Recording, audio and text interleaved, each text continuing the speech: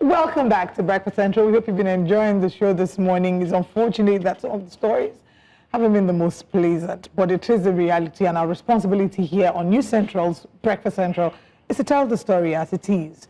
Now, joining us to review the papers this morning is public affairs analyst Uade Ahimie. Good morning. Good morning, Olive. Good morning. Good morning. Good morning, Joe.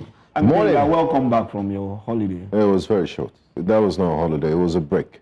After that's on 9 bad part. Some people have no holiday. Be grateful for what you have. Yeah. So just say thank you. Just welcome back from the break. Thank you very much. Yeah. Okay, good to have you, Uade. And it's always good to be here. Before we get into the papers, I just wanted to touch quickly on the story that the interview we had before the news, where we're speaking with Reverend Joseph Ayaba, and he was sharing his first-hand experience of the killings in northern Nigeria.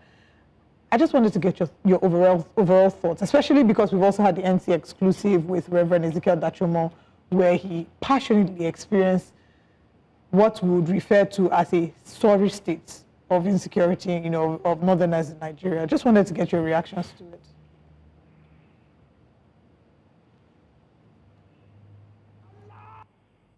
This is where I grown up.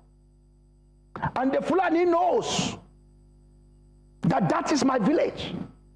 They invented chanting Allah Akbar, Allah Akbar, sporadic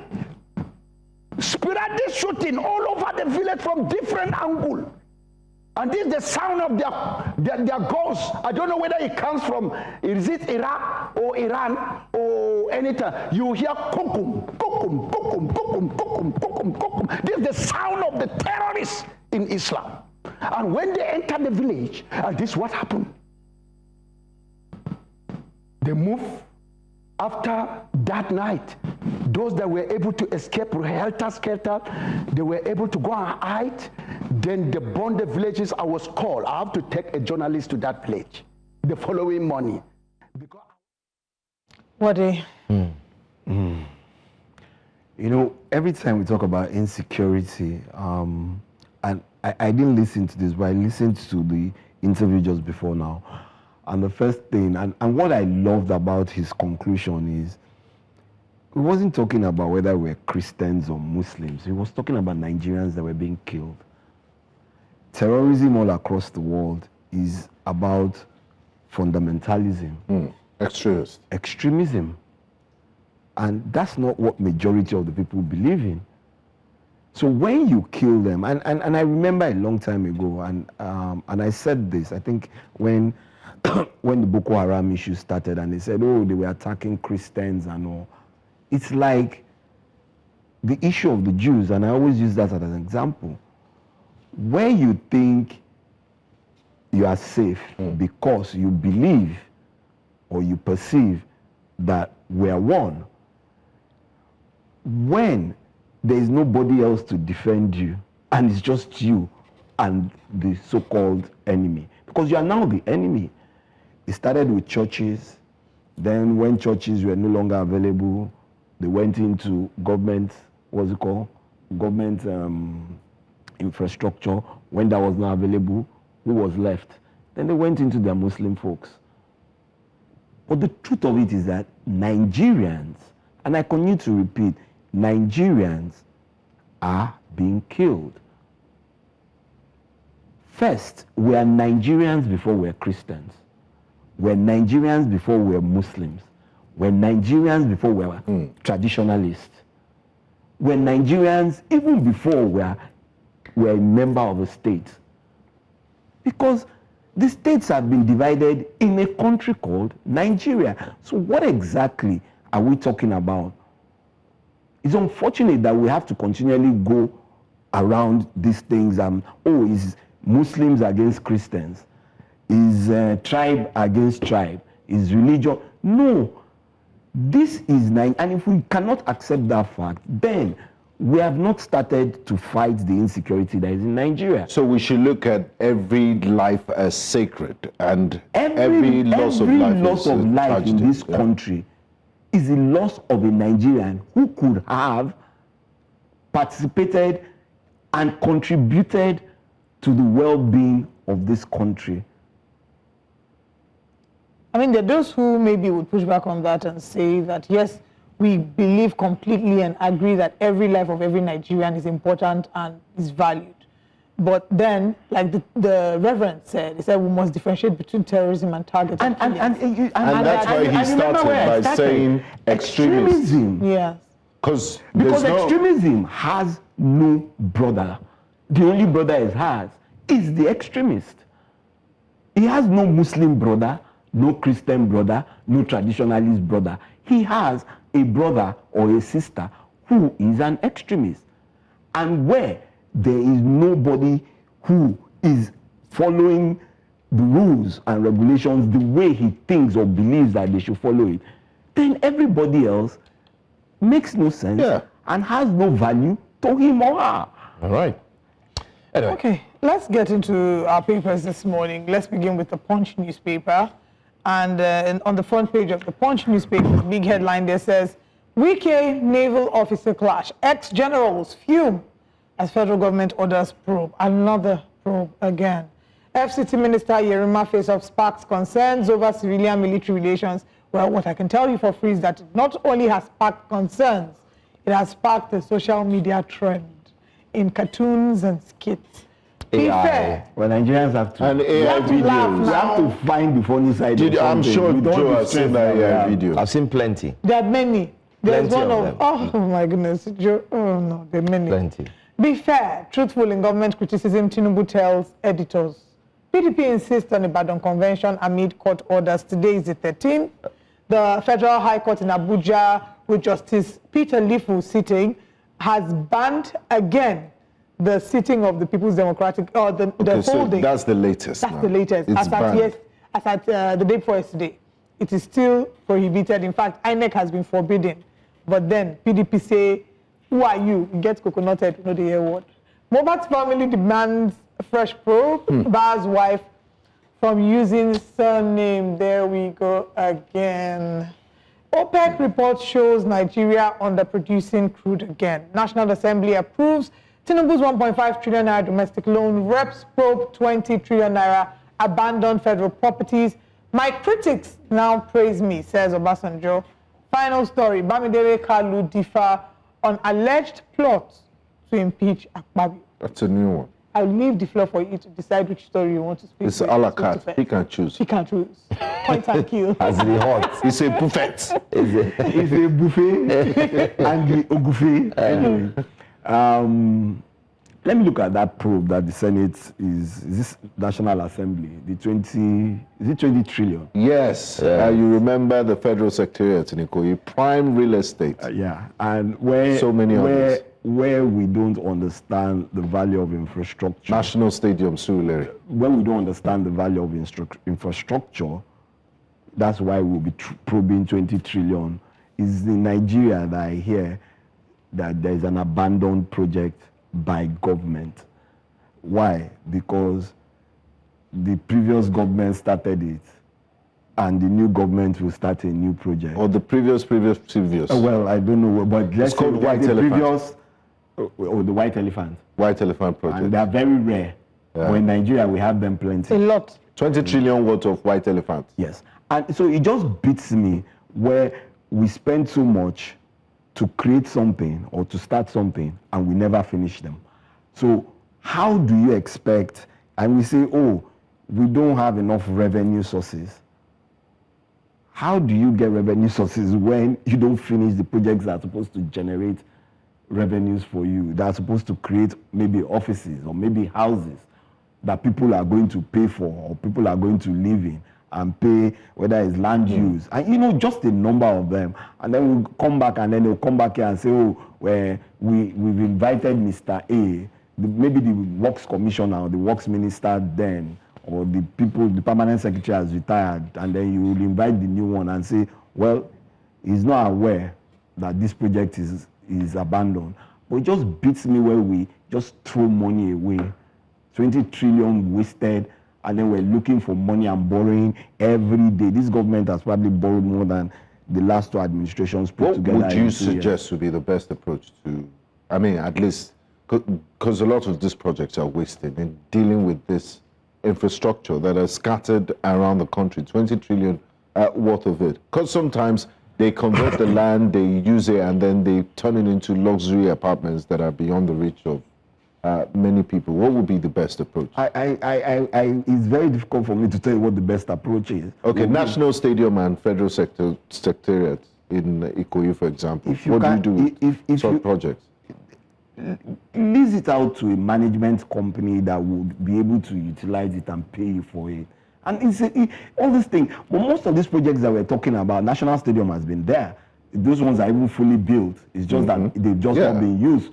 Since the Secretariat left, the Federal Secretariat left Lagos, that place has just been abandoned. Those are office spaces. And people are looking for office spaces. Okay, convert them into, what's it called? What do you call those things?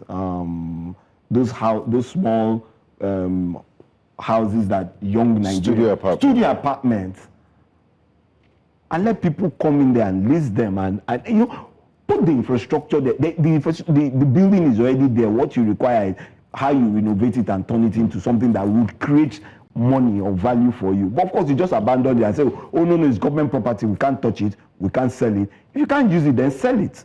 And raise the money and put it into something that is going to be tangible for Nigeria. They tried to do something about the trade fair that has been abandoned, but Lagos State has also gone there to demolish what they did. So. And you see, and that's always the issue. The issue is we don't even see how we want to create value from things that are already existent.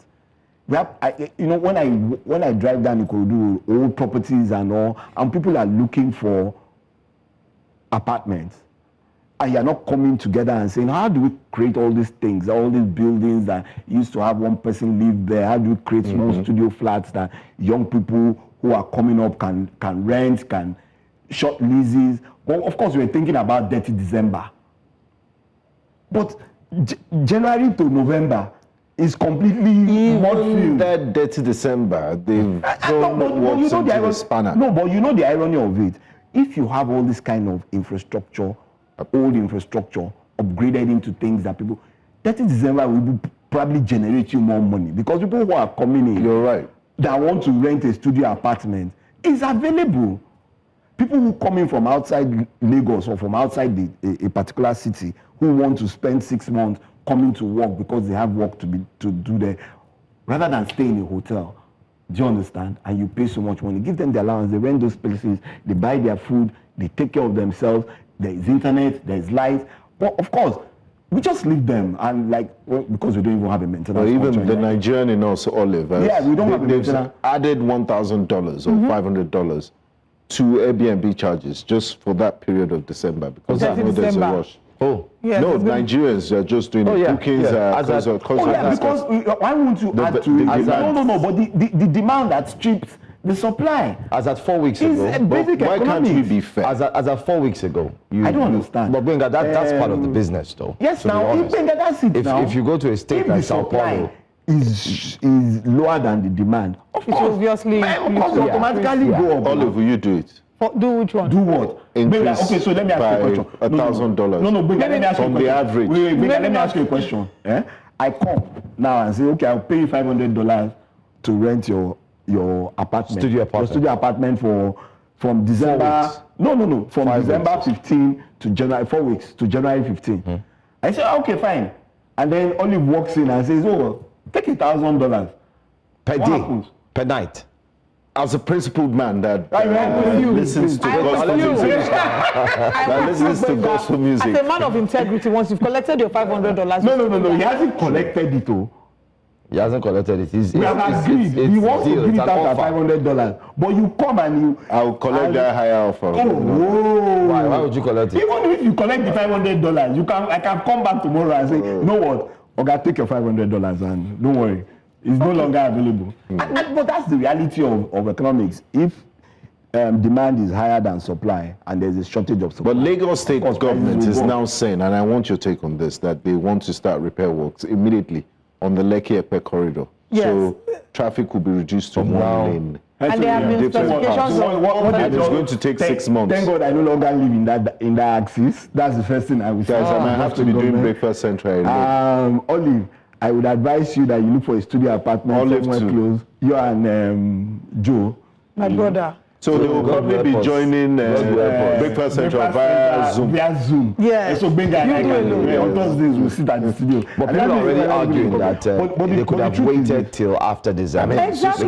Because When they're talking of debt and December, I think the it makes crowd. economic sense that, I mean, if Lagos State is listening, which I believe So they for do. how long? No, but the other question is how It's long are they going? It's a long time. And so I think the duration is about 6 months. Yes, it's Okay, 6 so why months. didn't we start earlier?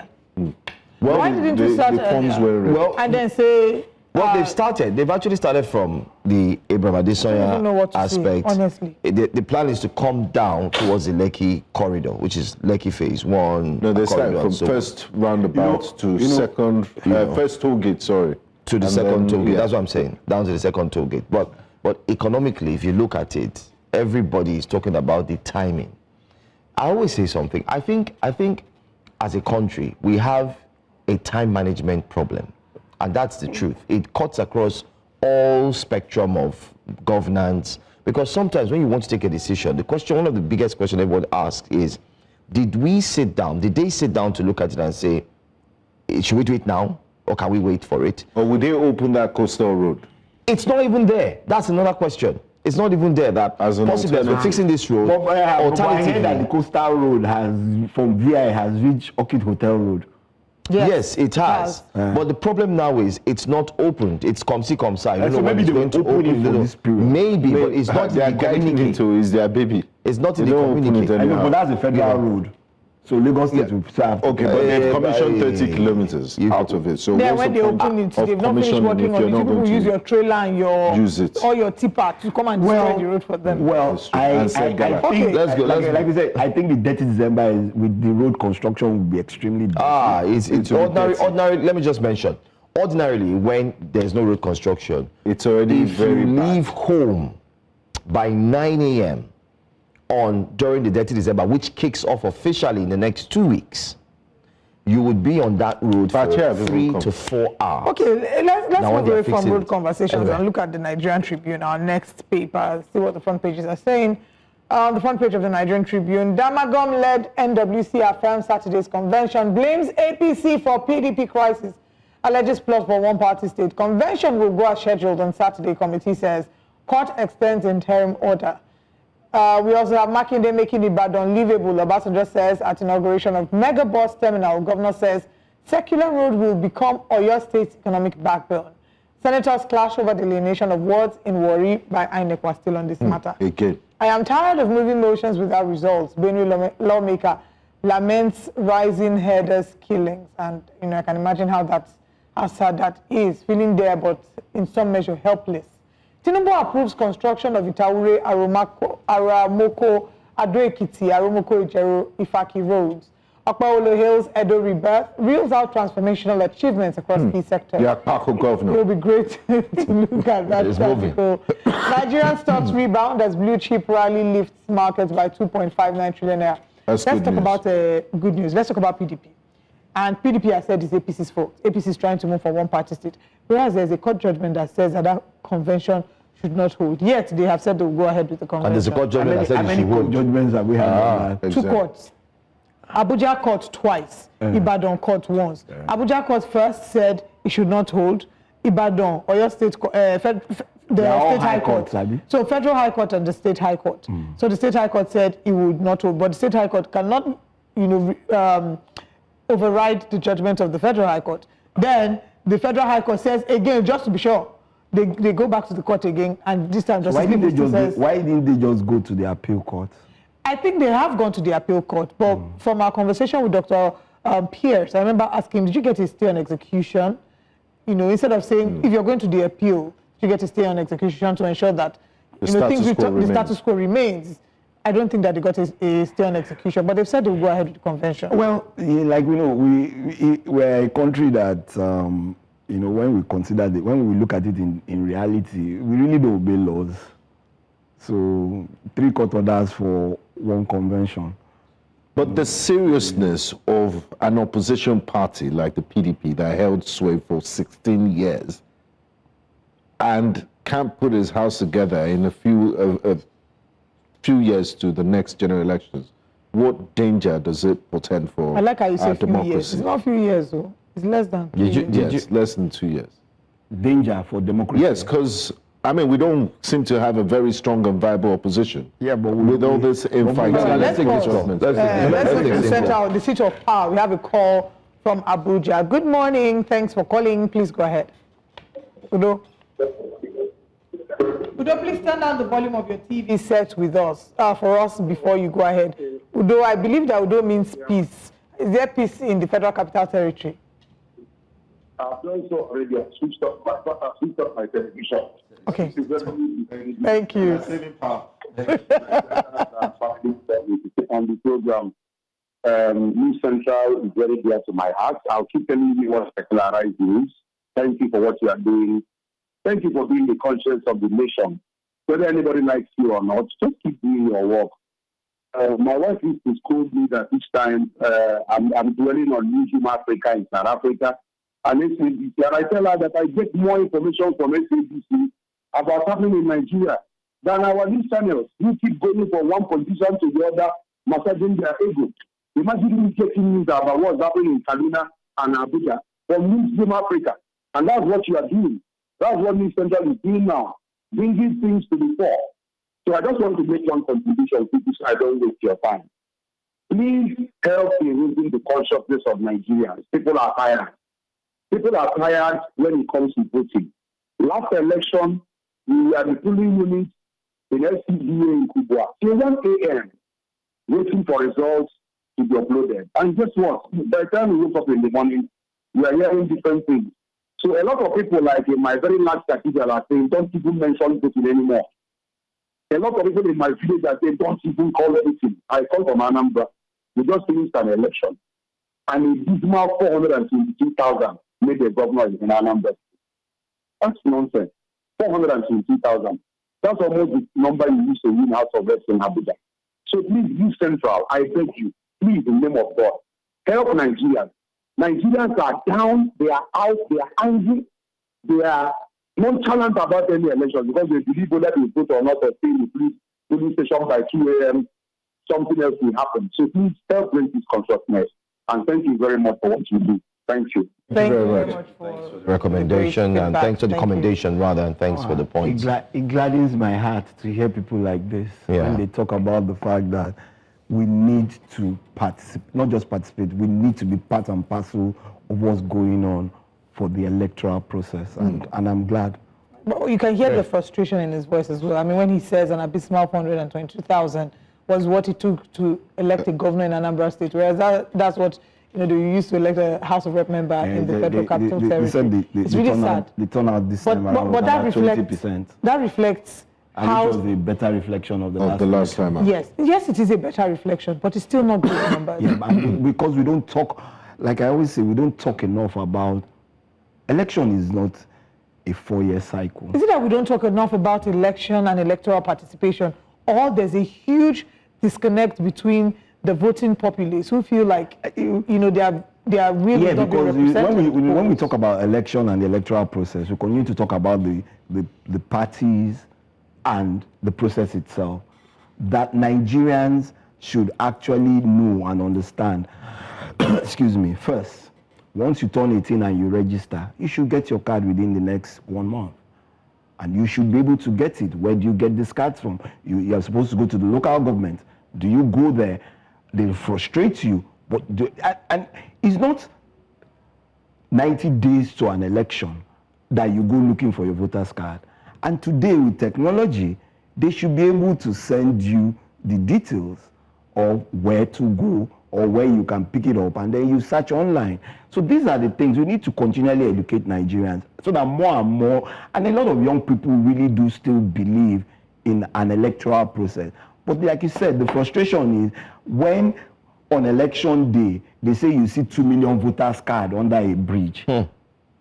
What are their expectations? Because you are not, we must start to demand now. Local governments are supposed to be able to give you your voter's card if you've registered and if it's ready. So we must demand that they do that. We must demand that the states, the local government authorities do the needful, because elections are actually from the local government upward. The grassroots is in the local government. if your local government is not functional, then there is a challenge.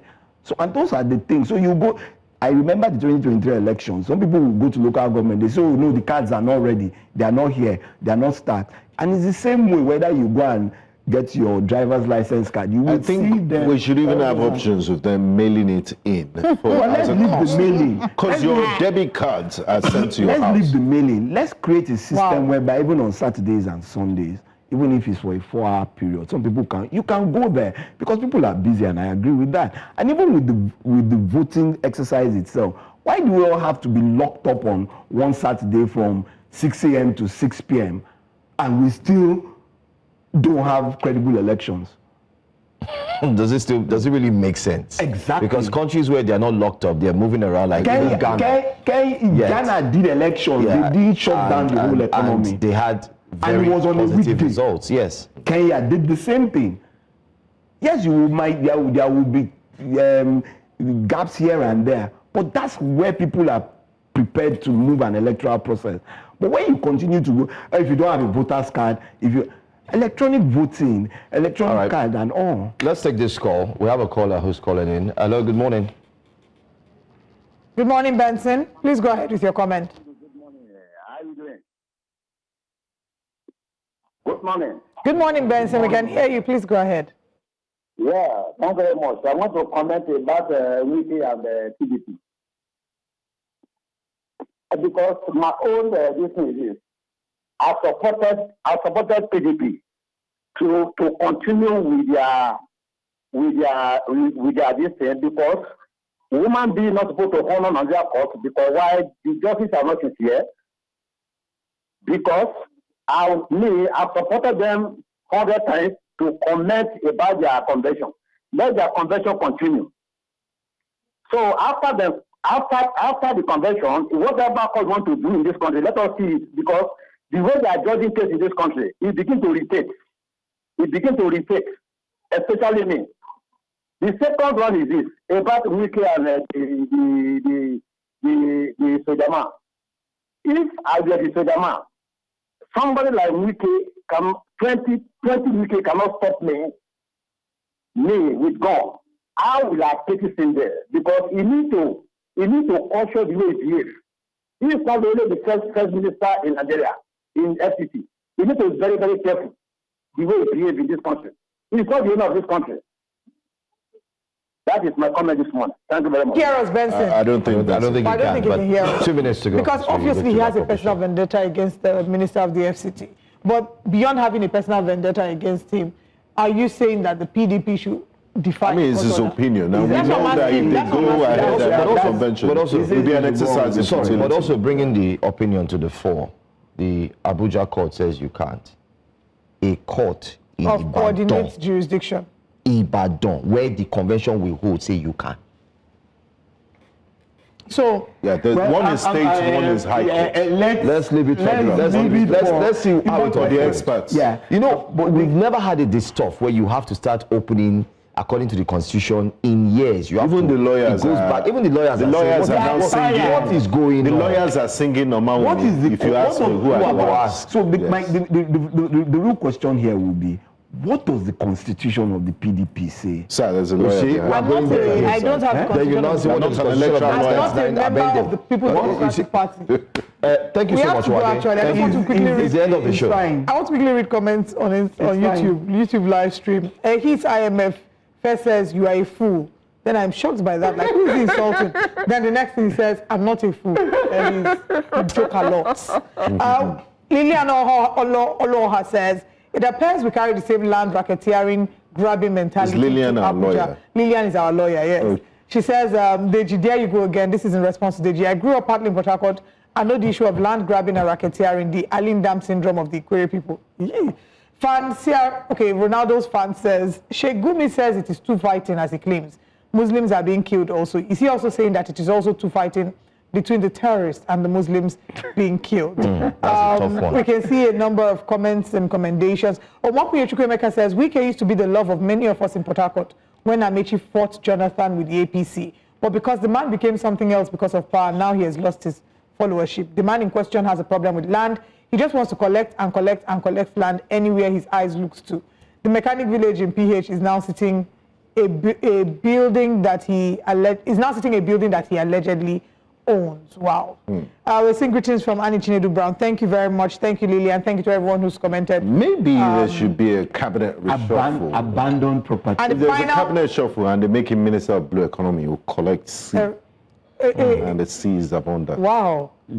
I have a joke to wrap up that with. Frank Imang Photo, in response to Reverend sharing the experiences of the killings in the North, he says, Reverend, thank you. That's all that we can take. Binga, in response to what you have said and what Smokunye Chukwuemeka said about someone wanting to collect and collect and collect. In the Holy Book, the Bible in particular, God said to Abraham, go out, look at the skies, the stars. As far as your eyes can see, that have I given unto you. Wow. So, do On with that note, scripture what you be. We wrap up on a very scriptural basis. Thank you so much, Uade. Thank you for having me as usual. That's why the person's name was Abraham. That's exactly what I see now. That's what in explanation of that scripture. It started with an A, not an N. Okay, guys, we have to go. We'll see you tomorrow. Bye-bye. Thanks for watching. And happy birthday to my main man, Tunde Raji.